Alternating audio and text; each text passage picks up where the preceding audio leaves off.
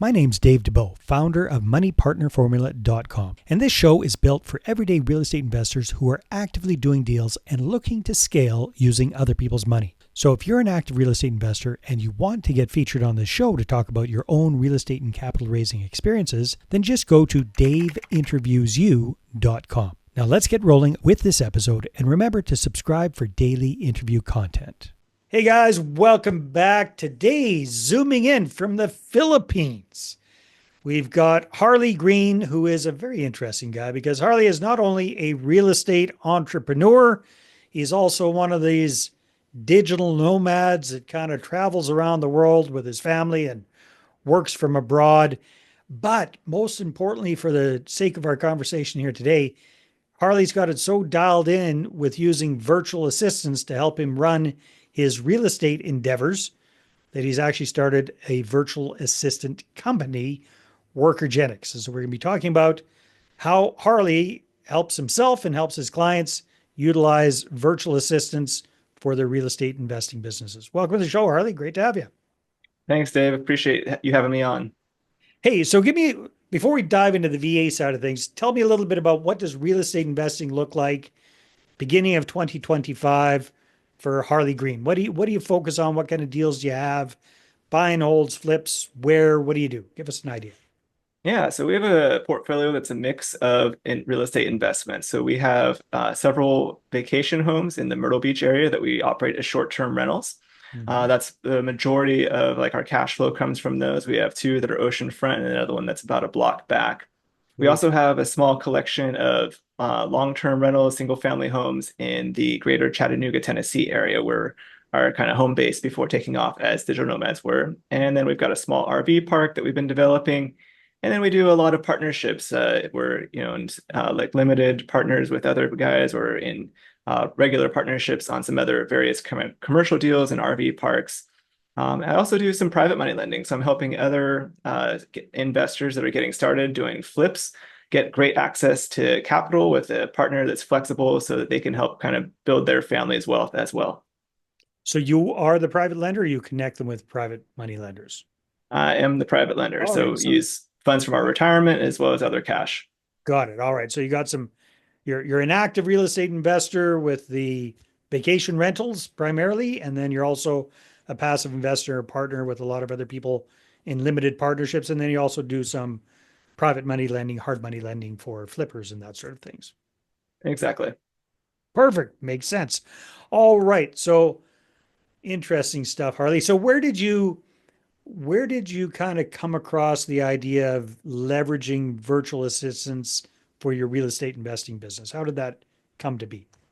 Yeah, so early on when we were getting started, we got into real estate investing with house hacking, although that was not the term that we even knew at the time. Back in like 2016, we had extra space in our basement, and we're like, what can we do with this? And so we ended up just renting it out. We finished off a little kitchenette and started renting it out and learned about all the benefits of real estate investing. From there, we started getting rent-ready condos near where we were living in Northern Virginia at the time, self-managing them, and it was going really well. And we got to the point, because at the time I had a full-time W-2 job as a computer engineer. My wife worked first as a high school math teacher, and then she also became a real estate agent. So she was busy doing that. And then we had young children. We were also living on a little farmette. There was not enough time in the day to do all the management activity of these real estate properties. And so we were feeling the overwhelm, keeping up with like the bookkeeping. One of the great things about real estate, as everyone knows, is the tax benefits. Well, you really get the most benefit and leverage from the tax benefits if you've got great bookkeeping records and have the records If of you your know what they expenses. are, you take advantage of them, right? Exactly. That's exactly right. So if you don't have them, you're not able to take advantage of it. And so we were struggling to keep up with that. We were struggling with like the tenant phone calls coming in, and then also especially when we had something that had turnover and getting it leased out, that was taking a lot of time. And we were Yeah. self-managing, because at the time in that market, cash flow was a little bit tight. Like there were pretty high property values and the rents weren't as much higher. Yeah. And so if we were to give away 10% to a property manager, there wouldn't have been really a point. They would not cash flow at that point. And so for us, making sure we were self-managing made a lot of sense. And we were just figuring out what can we do to like get the help we need. In Northern Virginia, labor costs are very, very high. I mean, just to get a basic assistant, you're looking like 25, $30 an hour. Wow. there Yeah. again, there's no margin in that for us as early investors. And so we learned about virtual assistants. We learned that there are people who live overseas, specifically here in the Philippines, who are highly skilled and talented and happen to live in a country that has a very low cost of living, but still has great internet infrastructure. So they've got access to high-speed internet. They can get online, they can do jobs online for you. And then with the right technology and systems in place, they can be highly effective at leveraging your time to manage your real estate portfolio. So, what was your very first VA and what did they take off your plate? Our first one helped with bookkeeping. So we found someone who is a QuickBooks certified pro. They were able to take over the complexities of managing QuickBooks online, which I'm not an accountant, I'm an engineer. Trying to figure out QuickBooks was not the highest and best use of my time.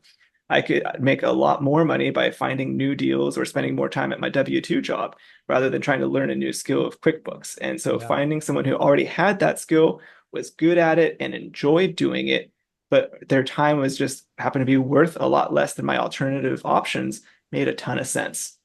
Okay. So, bookkeeper was the first one. And then just to give people an idea with the portfolio that you currently have, how many different VAs do you personally have working on your real estate business and what different roles do they fill?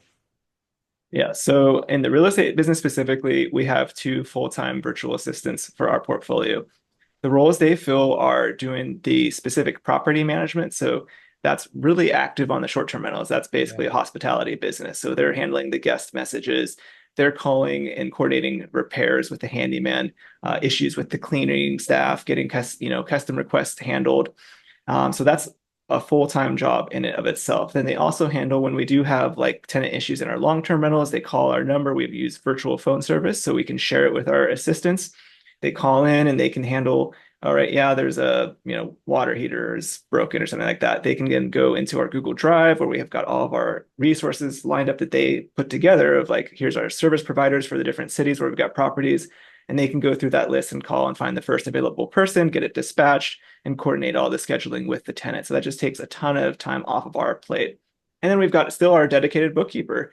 That's been a continual role. I mean, it's grown. And so not only does he do the bookkeeping for like our real estate portfolio, he also helps with the bookkeeping for our personal finances. So we keep track of our personal financial budget, especially with traveling. We want to make sure we're sticking to the budget, not spending too much on our airline flights and things like that. And Yeah. so he's able to take all of our transactions that we spend, and we've created a really great system with like different credit cards of, what kind of category that budget is. And so it makes it easier for him and easy for us to keep track of where our finances are. Oh, that is so brilliant, Harley. And I'm listening to all of this and I can hear the engineer in you come out because I can tell you're a super organized guy. And my first experiences with virtual assistants were a bit disastrous. I couldn't live without them right now, that's for sure. But one thing I was wondering, so you've got the two VAs that are helping with a lot with the vacation rentals, and that is high touch. You got to make sure your guests are super happy there, keep those ratings high, all that kind of good stuff. Really, really important. Now, do you have those assistants kind of working different shifts? So you're pretty much almost covering 24/7, or are they both working like 9 to 5-ish type schedules or staggered? How does that work? Just out of curiosity. Yeah. One thing that it's nice is all of our vacation rentals are in the same market and therefore the same time zone. And so we have our assistant that's managing those work a regular shift, East Coast business hours. It's a shifted a little bit late just because of Yeah. most issues kind of crop up with a check-in time after 4 p.m. So he does start a little bit later and is available then. And the nice thing too is that they're flexible. So if issues do come up, we can be like, hey, there's like a maintenance issue or something's going to happen on Saturday. Can you do some overtime on Saturday for us? And that's usually no problem at all. So your virtual assistant company isn't just for real estate investors, is I don't think. I think it's for everybody and anybody who's needing virtual assistants. Is that correct? Yeah. Correct. So our genesis was in real estate. We also had a lot of success with my wife, who also was on this podcast a few episodes ago, Yeah. talking about leveraging them in her real estate team. And so we've got a lot of experience both in the real estate space, on business and investing. And so we've translated that success to help other people in other industries as well leverage virtual assistants, whether it's appointment setting, administrative work, marketing, things like that. Well, that's most of our, I mean, the whole show's about real estate here, so we'll keep it focused on that. So you gave us a great overview of how virtual assistants work for you and your wife in your real estate business. Tell me a little bit about, or maybe give me an example of another real estate client who's perhaps more, I don't know, you tell me if they're apartment syndicators or, you know, whatever, commercial properties or whatever.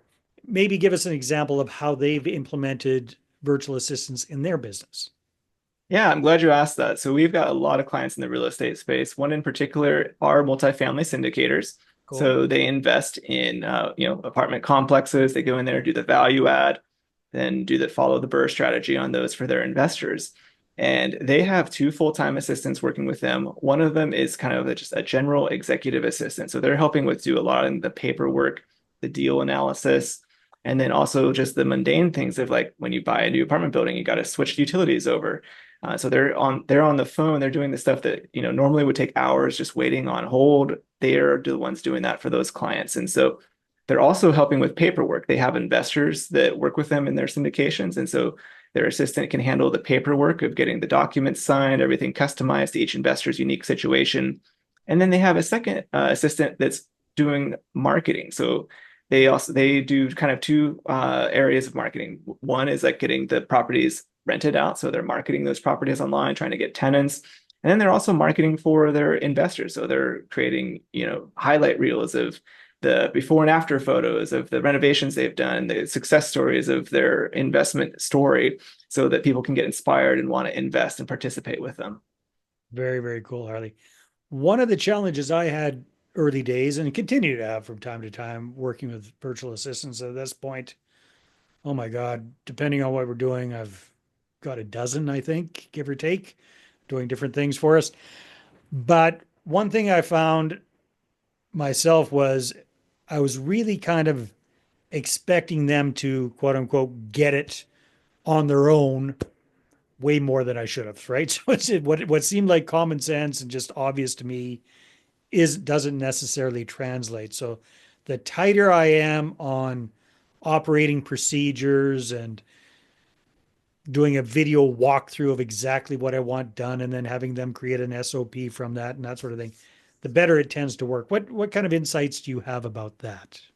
Yeah, we're huge on SOPs. And so one of the things that we train all of our employees on is making procedures. We've got guides for that. We have a standard template. It is great because, and then we also provide a lot of technology for our clients to use and for our assistants to use that helps with that. So some of the tools that we recommend and that we provide are monday.com for doing task management. So that way there's a clear place where you can have communication and details and links and images, attachments, all that kind of good stuff you need to accomplish the tasks. You can keep track of deadlines, priorities, status, and time it takes to do those tasks. So you have insight into your businesses. How long are they spending on tasks? What extra bandwidth might they have? And what resources you might need to allocate if you were to scale some of those things. We also provide access to tools for productivity like Canva Pro, CapCut Pro, ChatGPT Pro, so that our assistants are leveraging those tools on behalf of our clients to be more effective. And then another thing too is the model that we've created is they remain our employees, so they have access to like our internal chat and have a lot more cultural support with like team building, happy hours, things like that, which we found with the Filipino workers. That is something that's really important to them. It is not as valued in the American workforce, but we have found like we have much lower turnover and much higher productivity and success with our employees when we build that culture and have those kind of events and those bonding experiences for them where they're supporting each other.